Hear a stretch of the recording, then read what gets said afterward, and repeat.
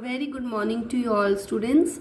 So students, in the previous class we discussed some of the question answers of chapter 2, that is matter around us pure.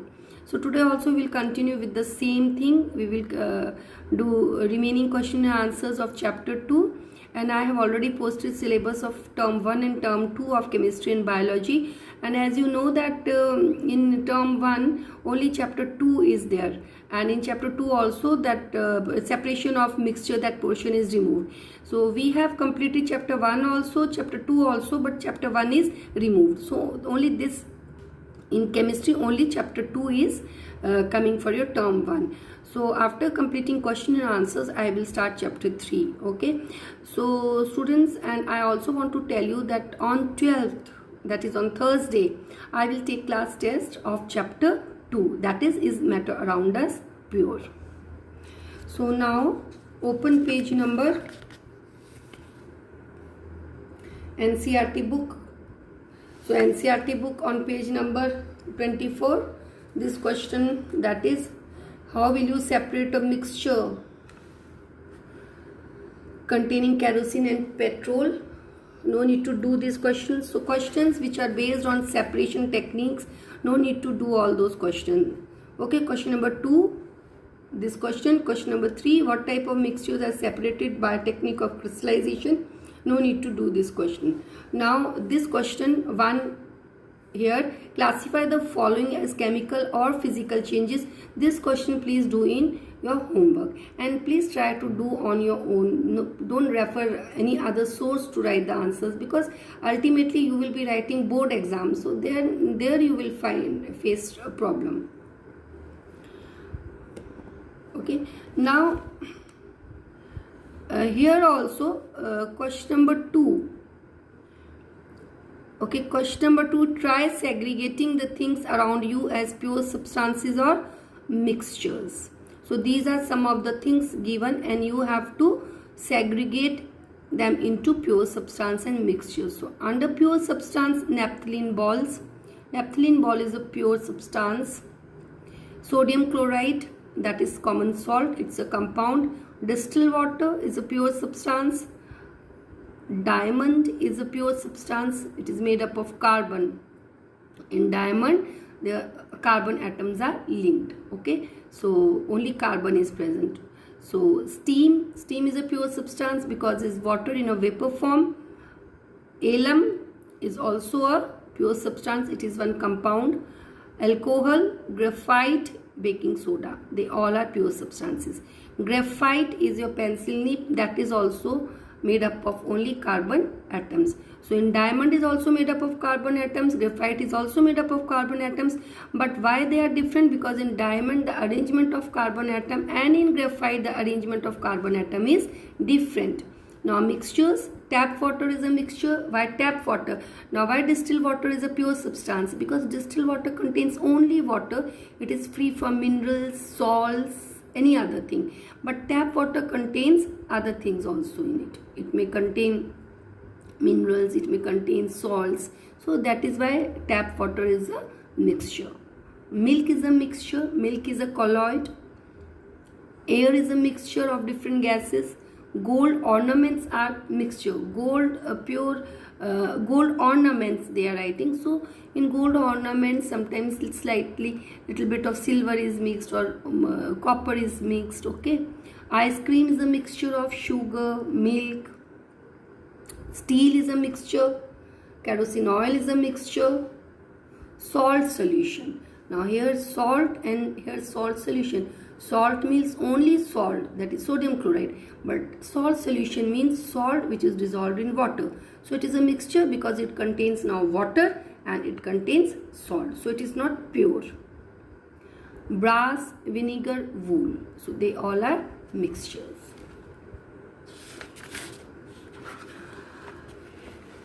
Page number 28, 29 and 30. So question number 1, which separation technique you apply for the separation of the following? Please cut this question. No need to do this question because this is based on separation techniques. Write the steps you would use for making tea. Use the words solution, solvent, solute, dissolve, soluble, insoluble, filtrate and residue.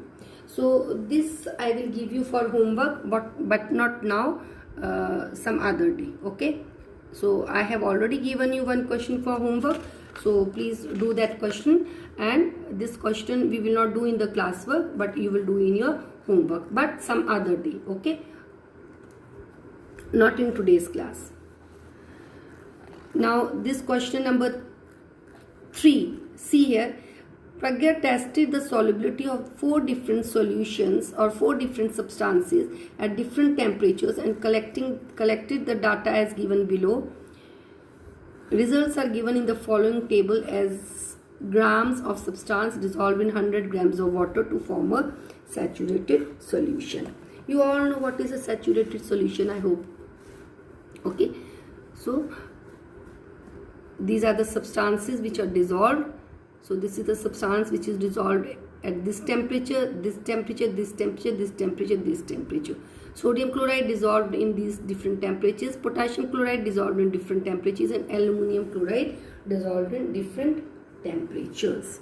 Okay, students, I would like to say you one thing. In chapter 2, only methods of separation is removed. Rest saturated solution, that percentage concentration of a solution, rest everything is included. Only methods of separation is removed.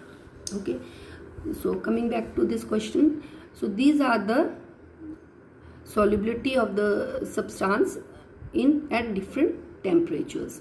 Now question number 1 or question number A, what mass of potassium nitrate? So first one, this is potassium nitrate. What mass of potassium nitrate would be needed to produce a saturated solution of potassium nitrate in 50 grams of water at 313 Kelvin? So this is 313 Kelvin. Okay, so here the solubility is 62. Okay, so in the beginning they have said that this is the amount of solute which is dissolved in 100 grams of water. So they are asking in 50 grams of water, so it will be half. Half means 31. You can see here the solubility of potassium nitrate at 313 Kelvin is 62 grams. This means that 62 grams of potassium nitrate is needed to make a saturated solution of potassium nitrate in 100 grams of water. I hope it's clear to you. In 100 grams of water, to make a saturated solution of potassium nitrate in 100 grams of water, how much amount of potassium nitrate is needed? 62. Means when you have to dissolve 62, you can dissolve 62 grams of potassium nitrate in 100 grams of water, but not more than that. Okay, if you will dissolve more than that, then it will not be dissolved. So this is the saturated solution. So here 62 grams is needed to make a saturated solution in 100 grams of water. So they are asking how much amount is needed in 50 grams of water. So in 50 grams of water, half of this is needed. So you can see here. So to make a saturated solution in 50 grams of water, we will need half of 62 grams of potassium nitrate, which is 62 by 2 is equal to 31 grams of potassium nitrate. B part, Pragya makes a saturated solution of potassium chloride in water at this temperature and leaves the solution to cool at room temperature. What would she observe as the solution cools? Explain. So student, this B part no need to do because this is based on the separation technique. Actually she will see the crystals and here she can separate water and potassium nitrate, but just leave this question because this is based on separation techniques. C part, find the solubility of each salt at 293 Kelvin. Each salt you have to find the solubility at 293 Kelvin. Which salt has the highest solubility at this temperature? Okay, so this is given here already. 32 of potassium nitrate, sodium chloride 36, potassium chloride 35, ammonium chloride 37. So among all these, which has the highest solubility? Ammonium chloride has the highest solubility because it means that here at 293 Kelvin, 37 grams of ammonium chloride is dissolved in 100 grams of water to make a saturated solution. So maximum amount of solute, that is ammonium chloride, needed to make a saturated solution in 100 grams of water is 37 grams.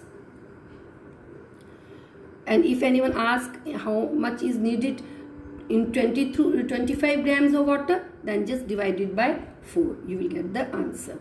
D part, what is the effect of change in temperature on solubility of a salt? Very easy. On effect of temperature is what? It solubility is increased, no?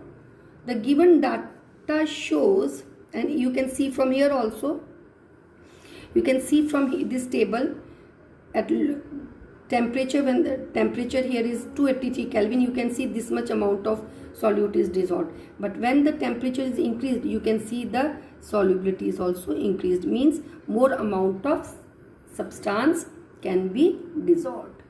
Okay, so as the temperature increases, the solubility increases. The given data shows that the solubility of the salt increases on increasing the temperature. Explain the following giving examples. Question number 4. Saturated solution. Saturated solution, a solution in which no more solute can be dissolved at that temperature, is called a saturated solution. Example, if in an aqueous salt solution no more salt can be dissolved at that temperature, then that salt solution will be saturated solution. Okay, or you can say a saturated solution contains the maximum amount of solute which can be dissolved in it at that temperature. Okay, what is a pure substance? You all know what is a pure substance. Okay, it's already given the answer. What is a colloid?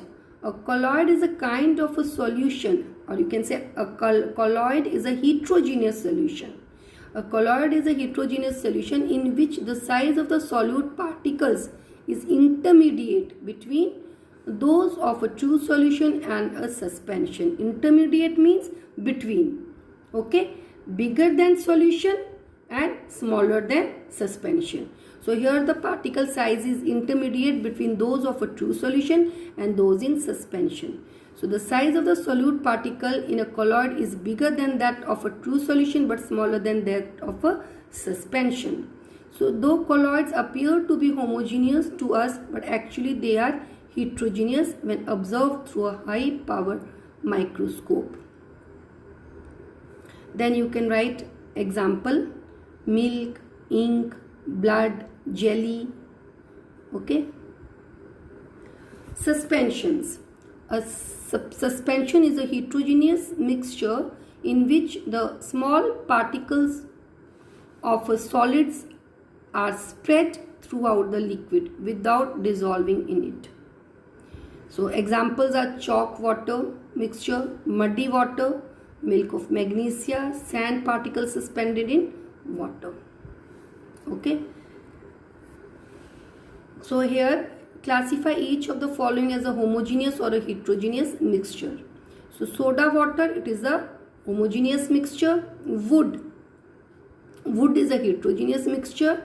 Air is a homogeneous mixture. Vinegar is a homogeneous mixture, and filter tea is a homogeneous mixture. Filter tea is a homogeneous mixture or a heterogeneous mixture? It's a homogeneous mixture.